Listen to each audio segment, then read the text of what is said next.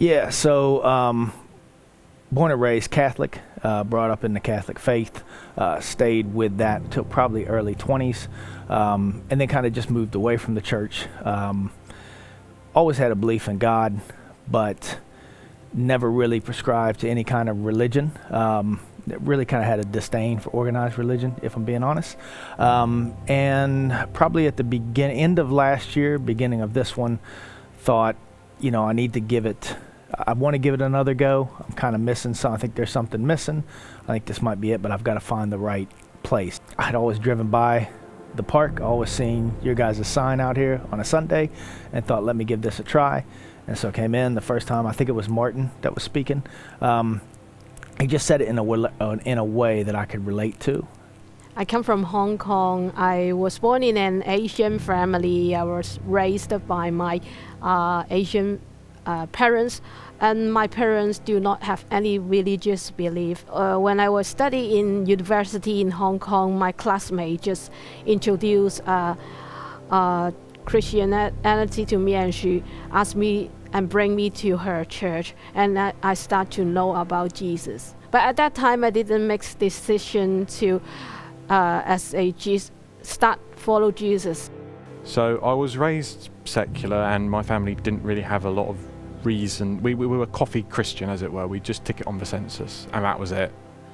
And so the only times I've been to church was with school and whatnot, at the Christmas thing and the Easter Christingle and whatnot. And so I went more science. I even had an angry atheist phase and everything. And then slowly but surely, there's just little moments where it was beyond coincidence. I was following what everyone else was doing at school, sort of. Like, to be a Christian back when I was growing up, you were going to get bullied for it. And I even bullied some people one person, to my shame. And I even read Richard Dawkins and the God Delusion and all that, and it just felt it was a clever thing to do, and it just felt like it made sense. Both my parents and brother and grandparents are all Christians. Church is something I've always gone to every week, and something I've always enjoyed going to. I've been to various groups like Havoc, Camp, Bromham Youth, Bible study, those kind of things. And they've all impacted on my understanding and have helped me think about where I stand with God. I've realised I've always believed in God, but I didn't have a personal relationship with him.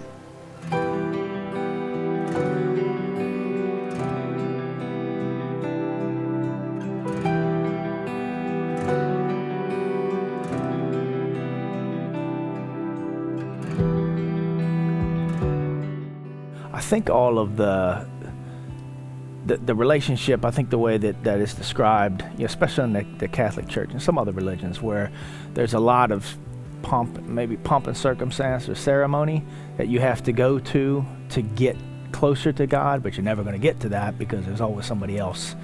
There's all these layers. And I think really what I found here is the way that it's been explained to me and that I've liked is that relationship is, there is no middleman, there is no ceremony. It doesn't matter if you say 5 Hail Marys a day or, whatever. This is Jesus. This is your way to salvation if you believe in him, if you believe in the Word and that he's the living God. There you go. And that's what kind of, I've taken to that. And it's more of the way that, like I said, everybody who preaches on Sunday, they do it in a way that it relates to my life and the things I'm going through and what everybody else in the congregation is going through, and they put things in a way that it's very relatable because they're the same. That's kind of what, that's the big difference for me. When I firstly come to a Christian church, I do not realize that I'm a sinner. But after I know the saving from Jesus is that, I'm not a perfect person. I need Jesus' blood to accept me once again. And also, Jesus kind of clear my vision that there is a lot of inadequate thing in my life that I need Jesus to help me to overcome.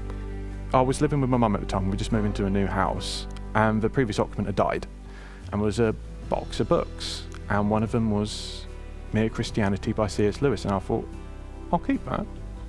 You know, C.S. Lewis, famous writer, why not? And I was supposed to keep it. I've still got it.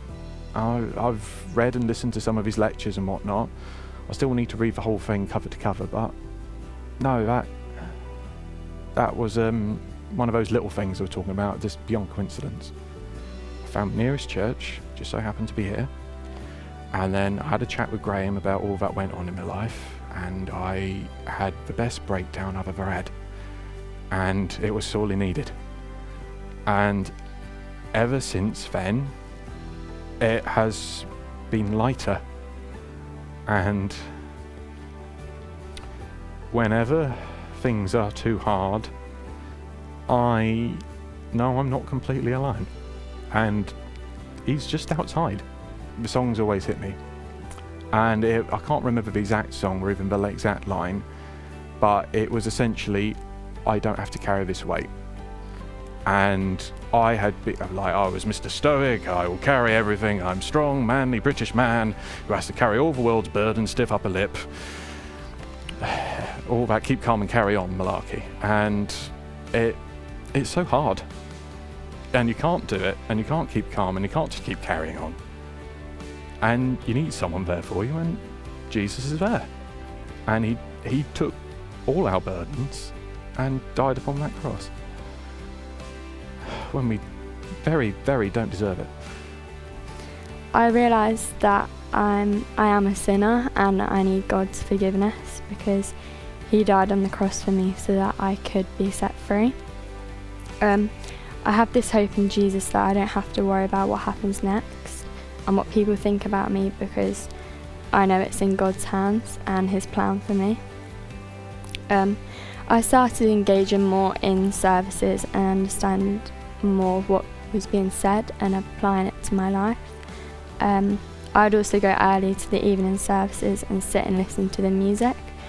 I love music and singing, so the worship part of the service is important to me, because I love singing about what God has done and is doing. I'd say I went from believing in God to knowing him on a deeper personal level and trusting in him.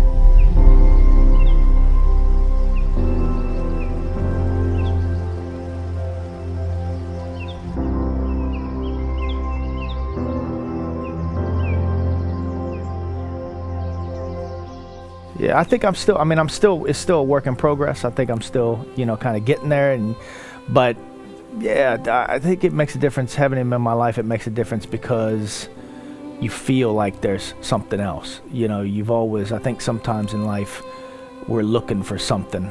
Like, we may have perfect job, perfect car, perfect family, financial situation, but you're always looking for something else. And, some people try to fill that with different things. I've tried to, in my life. I'm sure other people have as well. But this seems to be like I found the thing that I needed to fill it. I should have looked for this a long time ago. I grew up in an Asian family. It is so common that because they do not have much encouragement, and in my younger me, I was very low in confidence. But after knowing Jesus, that my value is not depends on what I have done and what performance I achieve. The value is unchanged in Jesus. So I was so pleased to say that I can be myself after knowing Jesus. It literally changed everything at the time, and it's still changing everything to this very day. And the fact, nothing else has had that sort of effect for that long. And the only way any of this could possibly make any sense is if it actually did occur. Jesus Christ rose from the dead and is actually God. Life is so much better because I have God who's with me all the time, through the good and bad things. recently things have been difficult for me, as I was diagnosed with anorexia and hospitalised last year, and that was a real low time in my life. Yeah, it's a lonely place, because you feel like no one understands you or what you're going through. But through all of that, I know that God loves me and like for who I am, and I know there'll be no illness or tears or pain in heaven. Even though I still struggle with this and my thoughts, I know that God loves me unconditionally, and that in those times I need to lean more on Him and trust in the promises of what He's done. And having Jesus in my life makes a difference, because He changed my heart and He gives me hope, and I know that He's always with me and will never leave me.